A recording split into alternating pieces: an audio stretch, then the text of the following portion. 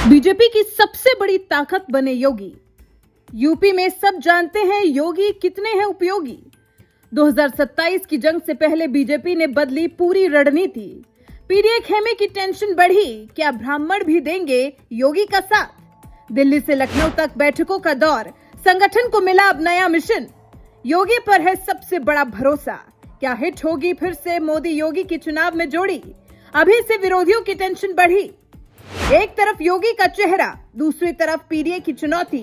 राम मंदिर से लेकर जातीय समीकरण तक सब पर नजर। क्या बीजेपी बचा पाएगी अपना सबसे मजबूत गढ़।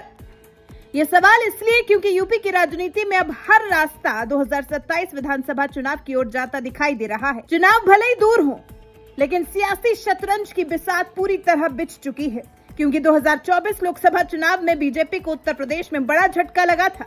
2019 में 62 सीटें जीतने वाली पार्टी 2024 में 33 सीटों पर सिमट गई, जबकि समाजवादी पार्टी 37 सीटों के साथ सबसे बड़ी पार्टी बनकर उभरी। इसके बाद बीजेपी ने साफ समझ लिया कि अब सिर्फ पुराने रिकॉर्ड के भरोसे चुनाव नहीं जीता जा सकता।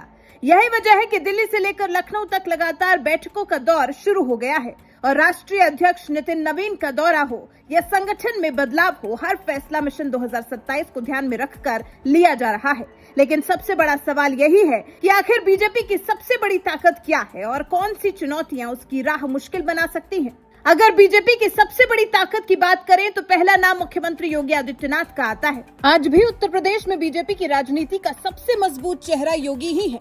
कानून व्यवस्था, माफिया पर कार्रवाई, बुलडोजर नीति, राम मंदिर, काशी, निवेश, एक्सप्रेसवे और मजबूत प्रशासन जैसी पहचान सीधे योगी से जुड़ चुकी है। बीजेपी जानती है कि 2027 की लड़ाई में सबसे बड़ा चेहरा योगी ही रहने वाले हैं और इसी कारण संगठन से लेकर चुनावी रणनीति तक हर जगह योगी फैक्टर सबसे ऊपर रखा जा रहा है। दूसरी बड़ी ताकत बीजेपी का मजबूत संगठन है। दूसरी पार्टियों की तुलना में बीजेपी की सबसे बड़ी पहचान उसका बूथ नेटवर्क माना जाता है।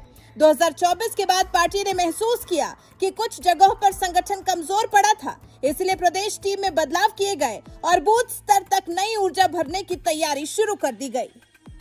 तीसरी ताकत लाभार्थी वर्ग है, क्योंकि मुफ्त राशन, उज्ज्वला योजना, किसान सम्मान निधि, आयुष्मान योजना, प्रधानमंत्री आवास योजना जैसी योजनाओं से जुड़े करोड़ों परिवार बीजेपी के लिए बड़ा आधार माने जाते हैं।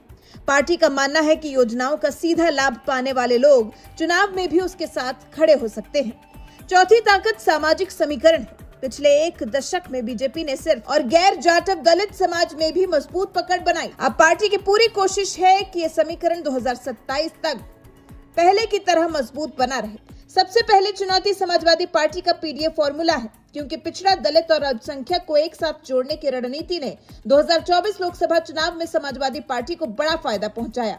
बीजेपी 2017 से लगातार उत्तर प्रदेश की सत्ता में है। 2027 तक सरकार का लगभग 10 साल का कार्यकाल पूरा हो जाएगा।